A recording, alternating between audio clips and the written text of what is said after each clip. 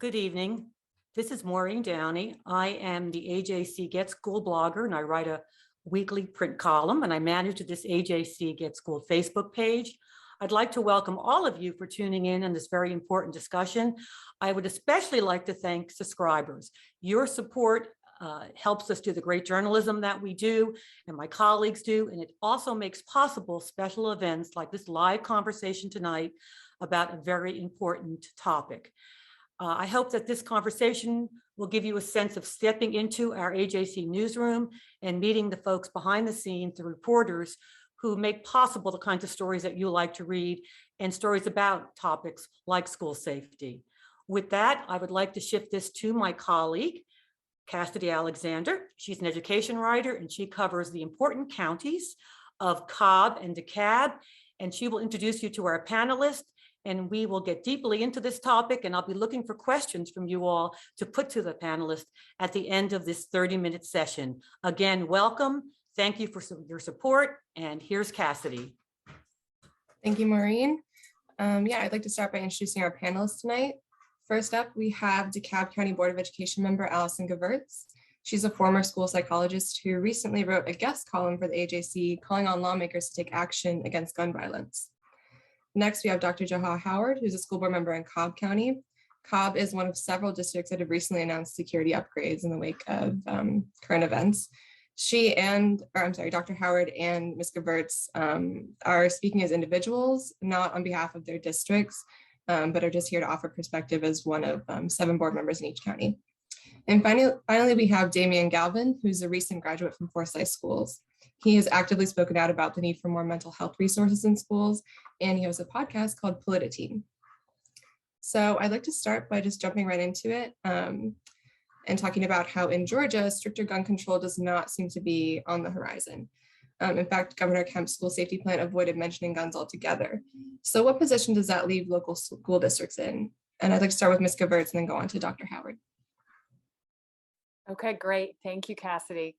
I'd say it leaves us in a position to have to use our funds that we would love to be using for actual interventions in the classroom, learning loss, mental health. It's forcing us to use those to fund school safety measures. So we're passing a budget next week that gets numerous more SROs in our schools, campus supervisors in our schools. There's been talk about metal detectors in DeKalb. There's been a request for more bomb sniffing dogs, and they also sniff for guns so that we can have prevention measures in place. So there's a lot of money that's about to be spent in all school districts in America right now that really, if lawmakers could do a better job keeping all of us safe, we wouldn't have to put as much of our funding into those measures. Yeah, I'd just like to add that it seems that depending on your political leanings, people tend to gravitate toward the piece of the puzzle that makes them more comfortable to address. When this is a moment where we can say, hey, everybody, we need a comprehensive approach to keeping our families safe, keeping our kids safe in our schools. We know that our schools tend to mimic the surrounding areas. We have to treat this as something that is not just a school safety issue only. When we talk about increased amount of guns on our streets and gun sales, increased amount of drug use, increased mental health challenges in our communities, we see that in our schools. And to Ms. Gewirtz's point, a lot of the money that we were hoping to use for purely academic purposes are going to be for more support services in hopes of indirectly helping academics. But I think this is a moment where we have to say, look, regardless of your party, it takes all of us, and it's going to take a comprehensive approach, not just the piece that you like, and not just the piece that looks like it's a political win for you, and you can use it down the road to say that you were there. We have to do the thing that might be unpopular. And so it's time, and I think we have an opportunity now, and I'm looking forward to being a part of that process. Yeah, Dr. Howard, I would like to ask you a little bit about Cobb County specifically. I know that the board is split in a way that makes it difficult to get some measures passed, or to pass some measures. So does the current climate around school safety and gun control make it even harder to take steps in this issue, or does that public interest lend momentum to local policymakers? Yeah, I think it's a mixed bag. So we have a 4-3 Republican Democrat split on our partisan board. No matter your politics, we all agree that we want our kids to be safe. I think that you do have an emphasis difference. Some of us would love to see more of an emphasis on mental health and support systems and try to get ahead of our problems, make sure that we have more counselors, more school psychologists, and we are doing those things. But there is this sentiment from those that are more conservative leaning to just pour into security stuff, and the question is, are these things really making us more safe, or is it making us feel better? Or does it give us something that we can tell people that we're doing without having any data that says like, this is actually better? And that's where the sticking points are. And as one of 7 board members, I have to know that I can't get things my way, right, all the time, and that's okay. And we are a very diverse county. We have very strong opinions, but if we can work more comprehensively, and we're starting to do that in Cobb, and I think that the state of Georgia can learn from that and really push on all of these measures. Yeah, a little bit to your point, I think that often when we talk about school safety, the physical improvements are the first thing that we talk about. In Metro Atlanta districts recently, considering metal detectors, more security officers. Cobb County was just talking about, or is implementing a new crisis alert system. But by comparison, it seems like mental health efforts are slower or maybe harder to implement. And so I was hoping from your perspective, you could talk about why that might be and what the solution is, and maybe whether we should be talking more about those things versus physical, like safety improvements to schools. Sure. I think it's important to just say, hey, no one's against physical improvements. We want that also. It's okay for the words also and as well and to be included here. We can put all of these things on the table and put emphasis on our physical safety, making sure that we have trained officers and kind of have a good idea of how they would approach things that make sense safety-wise and security-wise, but also just very publicly talk about what we're doing to make sure that our kids have the resources that they need. And that's the thing that tends to be more quietly done behind the scenes. It's not really no grand announcement. It's not this thing that you can just bells and whistles to this product. And that's where there's some challenges, but those things are happening. But to your point, I'd like to see that emphasis on multiple items, not just those products, those bells and whistles that are easy to trumpet. Ms. Cabarrus? Yeah, thanks.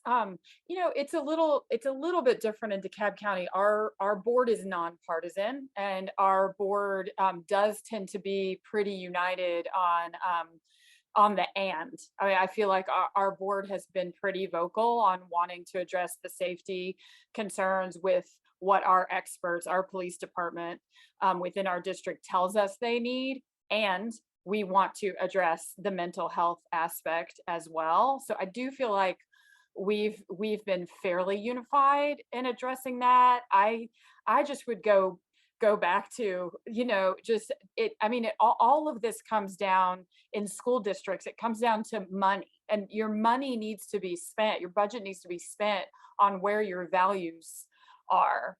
And we would not have to put as much money, I don't think, into the safety and security items, which again, our board's not divided on that. I mean, we understand that when we ask for an assessment of safety at our schools and they come back and tell us we need more school resource officers, there's not much debate about it. I mean, we will say, you're the experts, we've hired you to keep our district safe. We're gonna do our best to give you what you need. But I don't think we would need as much if there were measures put in place, both at the state and federal level, that kept us all, to Dr. Howard's point, it's not just in schools, it's all of us everywhere. And when we don't We don't need 18-year-olds going and buying AR-15s when 18-year-olds can't even buy beer. I mean, it's just, it's sort of ludicrous to think of the fact that our lawmakers are putting us in a position to have to spend money like this when some statistics show that 90% of Americans, this is not a partisan issue, when this is 90% of all Americans, Republicans, Democrats. I hear from Republicans and Democrats on this all the time, and they're pretty united in wanting common sense safety measures from our lawmakers. So I go back to that, but I am thankful that our board tends to be pretty united in both the mental health and the school safety issues. Now I want to talk to Damien a little bit about, we talked a lot about policy so far, but Damien, you're on the complete opposite end right now of that. So can you speak just a little bit to, I guess, what it's been like to go to school right now and what would be helpful from your perspective? Yeah, absolutely. Kind of to expand upon what both of the other panelists have said here, we've heard a lot of talks about implementing more SROs and more safety measures inside of schools. But if we really look at the data and the statistics, it doesn't seem to improve the situation that we find ourselves in, which is an era of mass shootings inside of the classroom. And beyond that, in a lot of these places that are suffering at the hands of school shooters and school shootings, we do see SROs. We saw SROs in Parkland. We do see safety measures. We saw safety measures in the past school shooting in Uvalde. As a matter of fact, we saw police officers stand outside and do nothing for 73 minutes, if I'm not mistaken. But as a student myself, I recall after Parkland in specific, going to school that day, the day afterwards, and just seeing, I mean, military grade assault rifles being held by sheriff officers, and thinking that, you know, this is a school inside of what's supposed to be the greatest and strongest country, but it seems like our own threat is internal, and oftentimes it's the policymakers that have been subject to inaction over the past decades. So from your perspective, what do you think are the next steps? So I think that the next step is reflected in the popular consensus of the United States, which is comprehensive gun reform. 80% of Americans show that comprehensive gun reform is the next step that they need. Obviously, there's conversations about mental health, which is something that is just as crucial, but kind of as the other panelists were saying here, it's an and conversation. We can have comprehensive gun reform and focus on mental health. Beyond that, 52% of gun-related deaths are by suicide. So it's obviously a major issue, and we only see those numbers going up in teenagers and young adults. So it's important to focus on this issue, certainly. I mean, it's certainly not lost on me that these are conversations that were happening a year ago, 2 years ago, 5 years ago. So starting with Ms. Gevertz, as a former school psychologist, how did these like repeat crises and ramping up of security, how does this affect students who are going through the system, like Damien said, you know, for like he did, I mean, for 13 years, and it's continues to be a topic of conversation?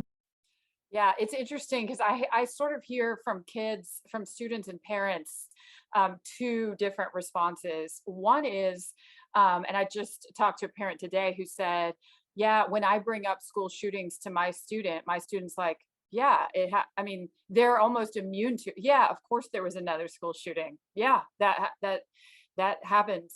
I mean, that's just part of life. Yeah, and we'll have more drills and we'll do that. And just, you know, it's just part of their lives, and they're numb, and that they're going through those motions. And then the flip side, I often will hear from parents who their students have sort of the opposite reaction, where there's a lot of anxiety related to the safety drills, and seeing more SROs and seeing all of that triggers a lot of fear.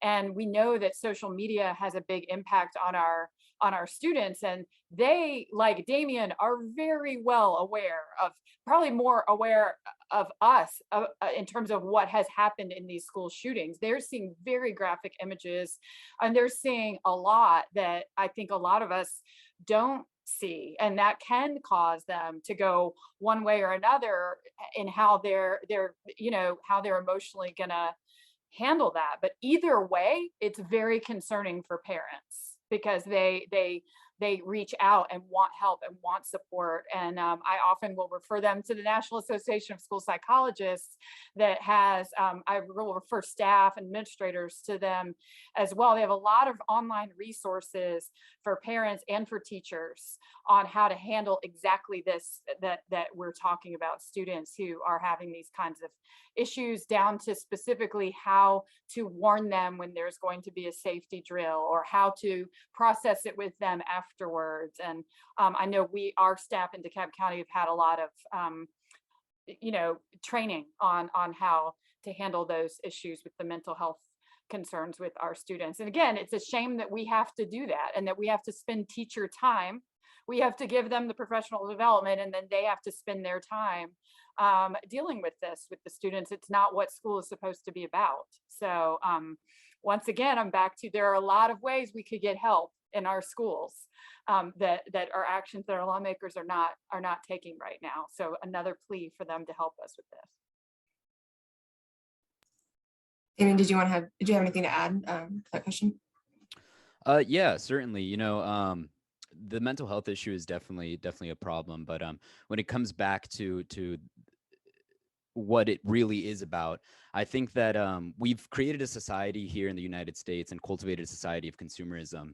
And unfortunately, a lot of this consumerism centers around, simple products, iPhones, favorite restaurants, whatnot. But we've seen this element of consumerism also take hold in guns, and we now have a gun market that's estimated to be valued over 70 billion. I know that Ted Cruz, a senator in Texas, was talking about having less doors inside of schools. That's a market that's only valued at 30 billion. So the gun market doubles that, and even then some. So I think that obviously the issue here does have to do with where the money is going, but it's not on a county level or on an individual level, but rather when you're talking about state politicians and federal politicians who are being backed by a lot of these major contributors, such as the NRA. Yeah, I think that I've heard from all of you that this is not something that can be fixed necessarily at a school level or at a district level, but in the absence of action happening at the state level or the national level, what do you feel is the next steps for the Metro Atlanta area or for districts like that? Yeah, I agree. But speaking of and also, it's going to take every single level to be involved, and knowing that things federally move very slowly. But we also know that in our own backyard, things can move quickly if we push in a certain kind of way. I'll be specific here. It's normal in the state of Georgia to have maybe one counselor per 300 students, and that's considered acceptable. And if we play that out at an actual school, how can you tell me that kids coming out of a pandemic or in the stage of a pandemic with everything going on in our society, how is it okay to have one counselor per 300 students? How is it effective to have one counselor for every 250 students? Something specific like that. Parents can rally around very specific points and show up at every single board meeting and say, hey, first, what is our ratio per counselor per student? What's our ratio? And where are we trying to go? In the next 2 years, can we go from 260 students per counselor to 220 with a very specific target? That is something real. That means that you open up a counselor to be able to be more effective, to dig under the surface a little bit and catch those kids that really, they're not maybe showing those very overt signs of distress and maybe violent tendencies, but you can catch it by spending more time building trust. That's a real practical way where parents and community members can get involved. If you're a business owner in the community, you don't have kids at the school, but guess what? You want to make sure that you have more counselors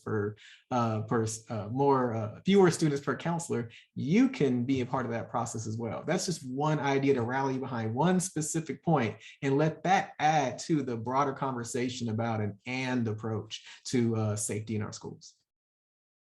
If I could just ditto that, and the schools that are at that 1 to 250 ratio for counselors are in great shape, because a lot of our schools are at 1 to 4 or 450 right now, and even wider for social workers and school psychologists, meaning we have a long way to go. And this starts at the state level as well. This is our QBE funding that is not adequate for mental health. And I do appreciate that this legislative session, there was a focus on mental health and lots of talk and buzz about it. And that's great. And so I'm thankful for that. But we still have a long way to go. And I just wanted to ditto what Dr. Howard said, because this should be a legislative priority for everyone to try and get that QBE ratio down. And then local districts can add. Our district is going to add counselors, social workers, psychologists, nurses, and interpreters this year, all in the name of mental health and wrapping around our students. So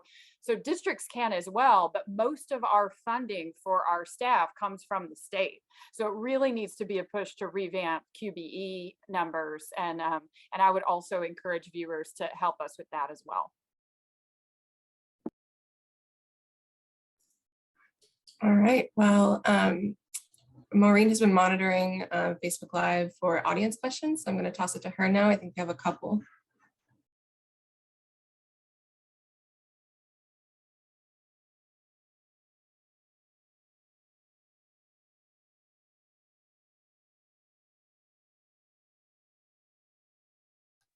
Can you all hear me okay?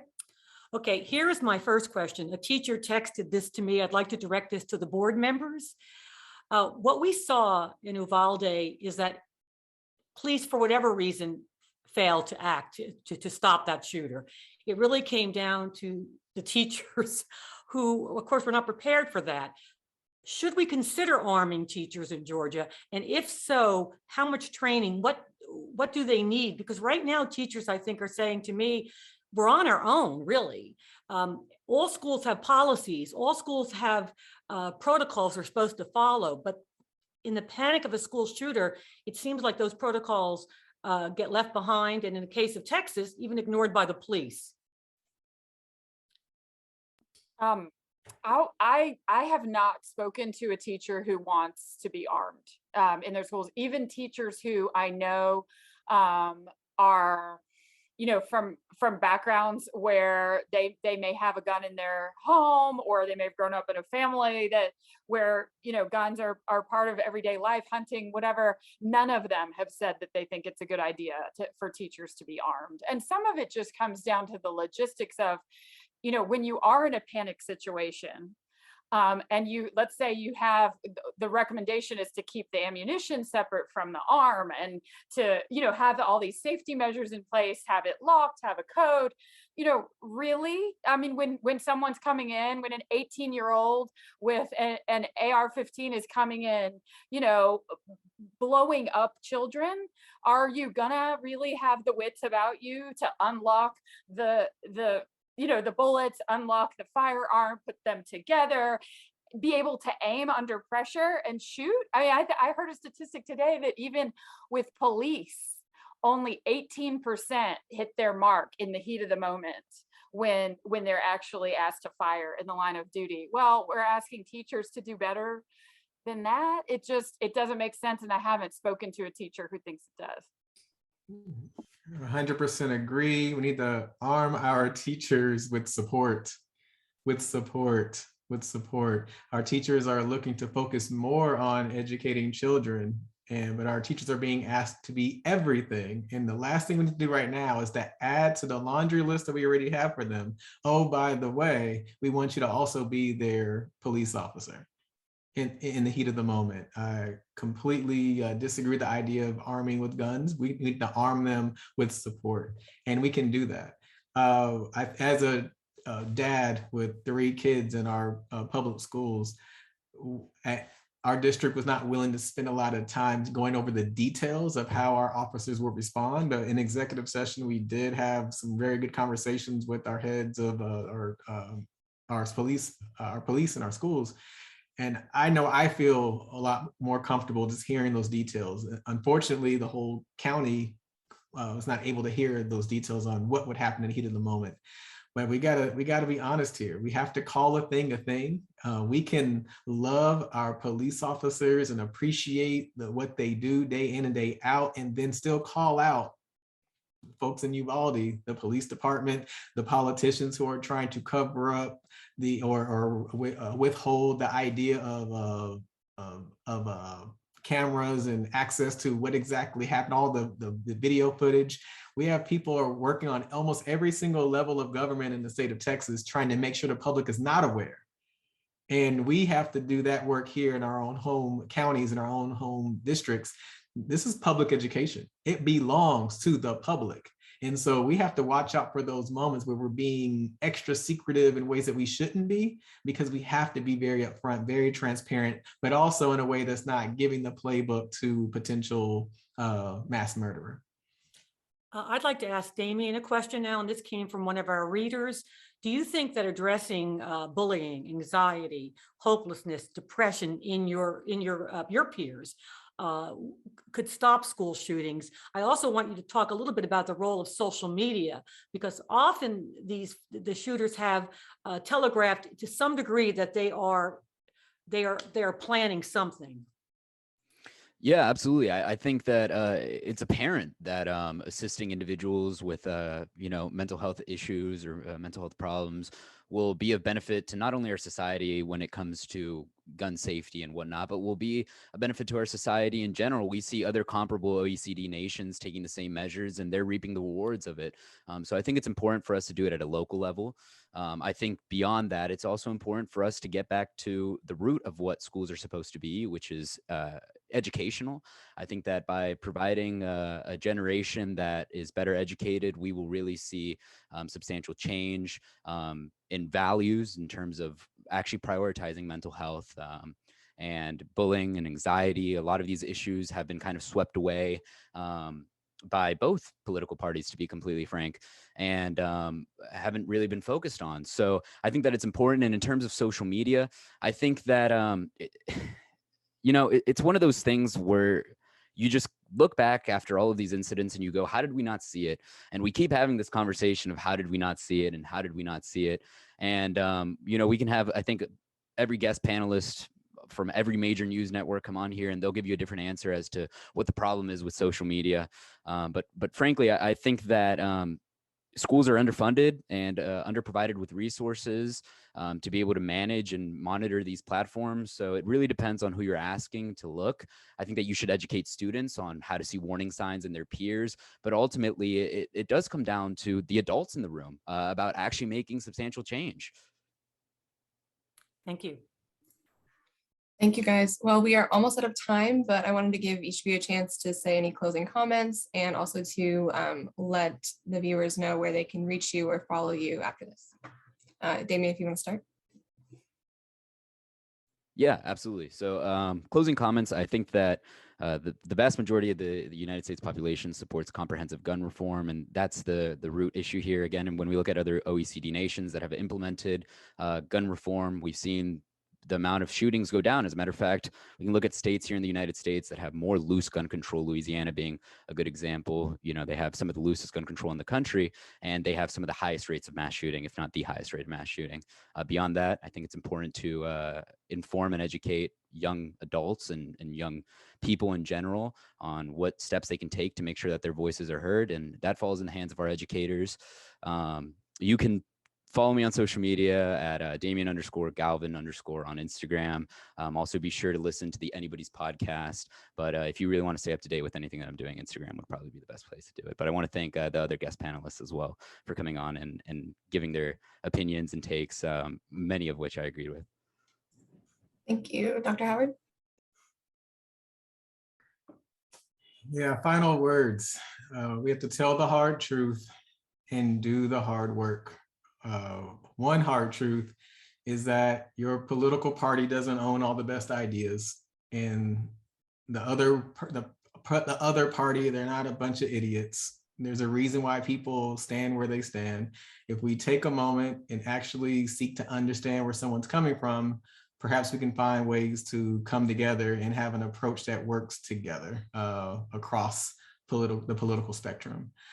Also, we have to hold ourselves accountable. Elected officials need to be held accountable. Oftentimes there are too many, we want to be friendly with the people who are representing us, and we don't want to say something that'll ruffle their feathers. Whether they're on your same political party or not, we got to call people out. If they're dragging their feet about one issue and then they're moving fast on an issue that's really insignificant, we got to call that out. This is urgent. And as parents, the other hard truth is that our schools belong to you. If you're a business owner, you're here, you live in the area, the schools belong to you too. If you're in the public, these are public schools. They belong to the public. Demand more information, be a part of the process, and focus on an area to improve and just ram it home. And the school counselor ratio was just one example. Thank you so much. There's not too many Johar Howards out there. Just Google or Instagram, Facebook, Dr. Johar Howard, Johar like aha, Howard like the greatest university on earth, and you'll find me. Thank you so much. Thank you. And last but not least, Ms. Gevertz. Sure, thanks. I want to also thank you both, Cassidy and Maureen, for hosting and focusing on this really important issue, and my fellow panelists. My final word, I'm inspired by Damien. It makes me think of what an awesome resource our students are. And I just want to give a shout out, because there is one aspect that Damien sort of alluded to that we haven't highlighted so much today, that our students actually are a big source of prevention, safety prevention. Our police have told us that their number one way of stopping weapons from coming into the schools, threats, is that the students are they're doing see something, say something. They're taking it very seriously, and they're the ones that are helping keep us safe. Our statistics on weapons and violence have gone down because of our students. So I just want to shout out to students for helping us with this. And again, I'm Allison Gevertz. I'm at AllisonGevertz.com, and my Facebook is Allison Gevertz for DeKalb Schools. So thank you again.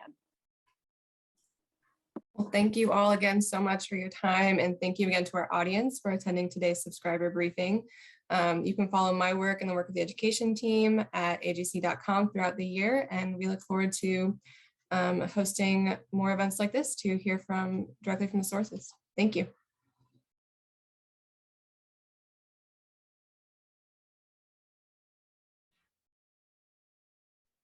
Okay, we're out. Great job, everybody. Excellent job. I really thought that was fantastic.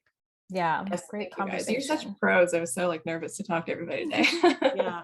Thank you I guys. really appreciate you. Thank you Yes, for yeah. moderating. Damien, thank you for the insight. I mean, y'all are fantastic. So Yeah. thank you Of for course. the Thank you. behind the scenes crew. Yes, thanks to all of you. This was really A fun. Thank you for 30-minute reminding panel me. is where it's at. Like, Yeah. like, there's no need to do it any other way. Just get right to it. So thank you. All right. Yeah. Have a great night, everybody. Monique Thanks and again. Agnes, thank you too for the behind the scenes. It went really Yes. smoothly. Great. Yes. Awesome. Thank you very Take much. care. Good night. Thank you Bye. guys. Night.